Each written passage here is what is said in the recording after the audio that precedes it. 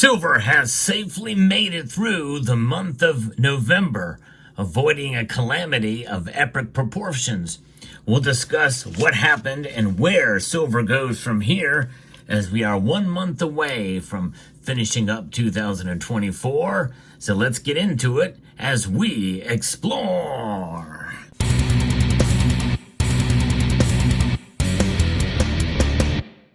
Now, I may be speaking a little bit too soon because it is moments away before the markets close, but barring any sign of unforeseen circumstance, silver more than likely will trade above $30 an ounce by the end of the trading session today, which closes out the month.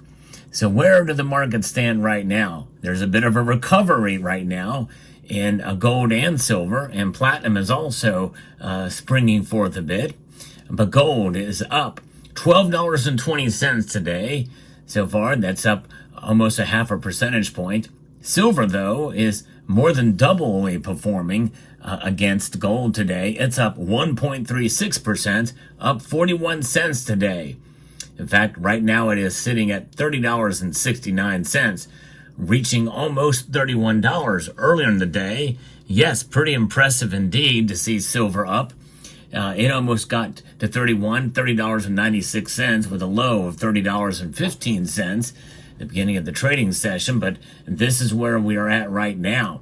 So what's behind some of this? Well, gold and silver prices are higher in trading on safe haven demand amid geopolitics that remain near and front burner in the marketplace. And for sure, that is what's going to be ahead as well, too, as we head into December. No question about that. A slumping U.S. dollar index is also playing a role here this week, and a downtick in U.S. Treasury yields are also working in favor of the precious metal market bulls. Asian and European stock markets were mixed overnight.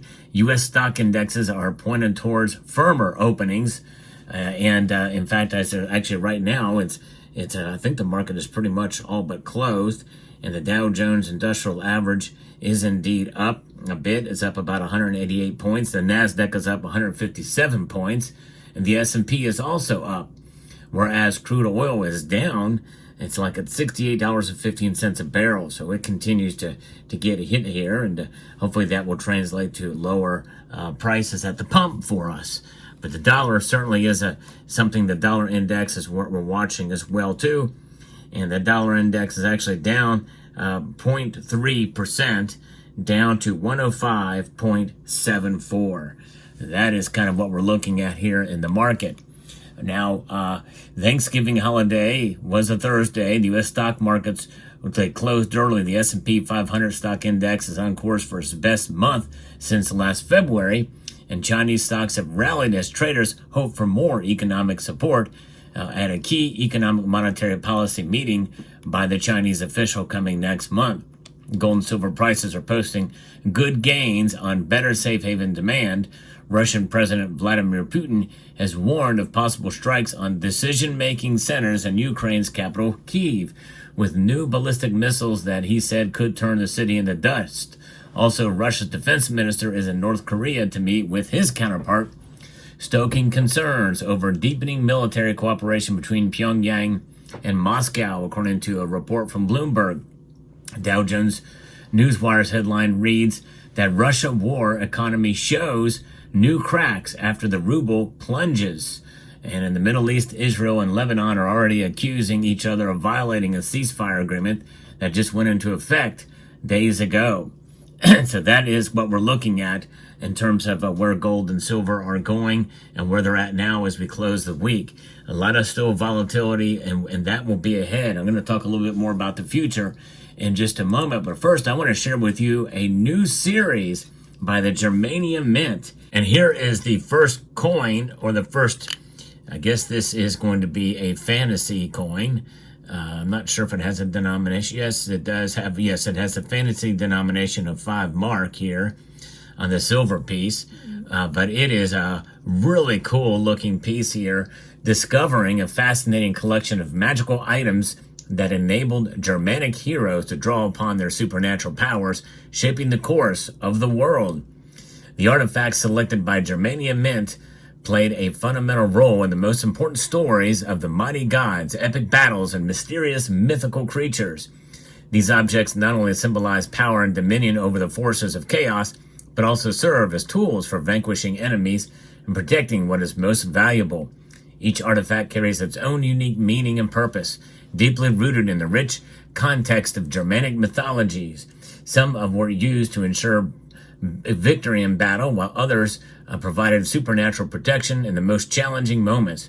With the series, you can step into a world filled with magic and immense power, where every object holds the potential to change the course of events, giving the stories of the gods and heroes a new dimension. And boy, that's so well done by the Germanium Mint. And that has the typical bicephalic eagle, but a little bit different type of finish on the reverse and the fields in the background on both sides of this piece here.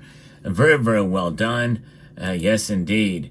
And we can see here that this series, we've got the mythical horn of Heimdall. The mythical horn of Heimdall, which is the guardian of Asgard and the protector of the Bifrost Bridge, connects the world of gods with Midgard, the realms of humans. Heimdall, possessing an exceptionally keen hearing and sight, ensured that no threat could breach Asgard. During Ragnarok, the ultimate battle between gods and giants, it is the sound of a Gjallarhorn that will alert the gods to the impending doom. The powerful sky-rendering sound of the horn will echo through all 9 worlds, signaling the inevitable end of times. It features stories related to Ragnarok, the epic end of the world. The obverse depicts the arrow that killed Baldur, as well as the ship Loki took to Yggdrasil to engage a final battle with the gods. Yes, the imaginary also portrays brave warriors sent by Odin struggling against the monster that symbolizes chaos and destruction. And these are all things that are on the horn itself. It's kind of a little bit difficult to see, but those were what was inscribed on the horn. And then you can see here on this side with the bicephalic eagle having the other side, and this is what that has the showcase of Skull and Haiti devouring the sun and the moon, along with the traumatic battle between Odin and Fenrir. And of course, you remember those because we've had fantasy pieces showcasing those as well. So they sent me this piece here, which is very nice. It has a limited mintage of 5,000. But then this is really going to rock your world.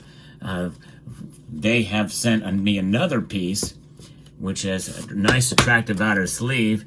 It is the 2-ounce version of this piece. Pretty amazing. It comes in this very attractive wooden box here. And it is 4/9 fine pure silver. First in the series from 2024 with a new kind of this material here, almost like a burlap, sort of a look feel to it. Very, very nice. And this is a 2-ounce ultra high relief version. And that is absolutely stunning and amazing through and through, and gilded as well to really accentuate the item and the strike and the look and the feel of it. And both sides have that equal high relief, which I really like and admire that they have done. Amazing craftsmanship and quality from every little detail, intricate and otherwise very well done.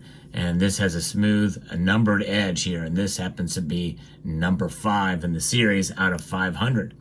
So I'm very honored that Germanium Mint sent these along for me to show you before they're released by their typical distributors.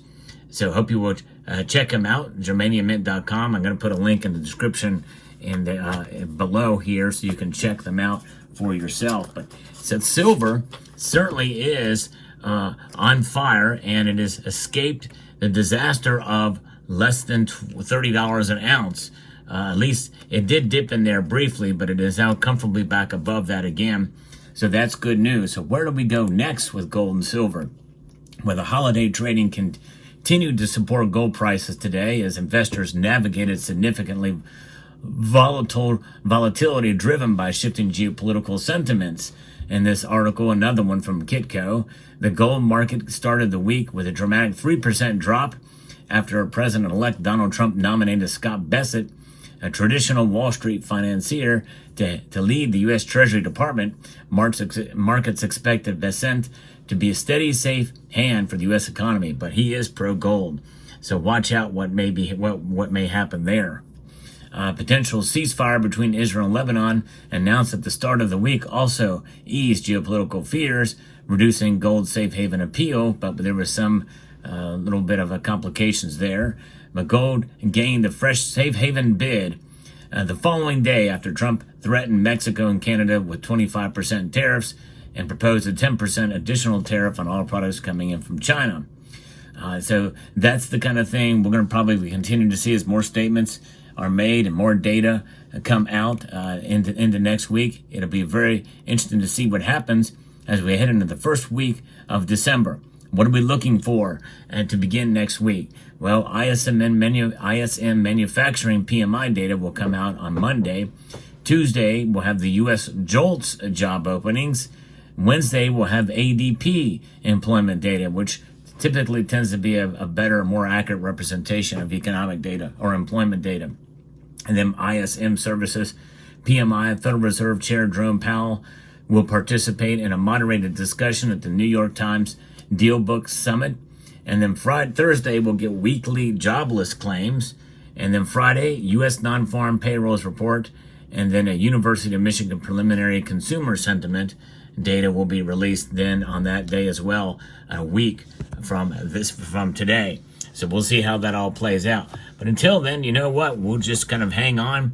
And I think we can chalk up November as an overall win in spite of the battle that we had with some of these data and some of the what was known as the Trump dump, I guess you would say, in precious metal prices. It looks like we're still in victory mode with silver's price now trading above $30 an ounce. We'll see where it goes from here, but I hope you found this video informative, insightful, and educational. If you enjoy what I do here, I hope you will consider pressing that thumbs up button down below and subscribe to the channel if you haven't done so already. I do post daily videos. I also like to talk about the markets and where the sentiment is for the markets and play it out and see where it goes.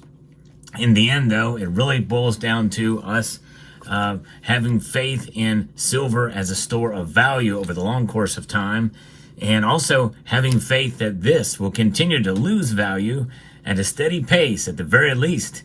That's 2%. That's the Federal Reserve's target. And so with that being said, that means that we should rely more on this in the long run and less on this in the long run. Let me know what your thoughts are in the comment section down below. I hope you found this video informative, insightful, and educational. Would like to extend a multitude of gratitude to each and every one of you for taking the time to watch, and to encourage you to please rate, share, comment, and subscribe.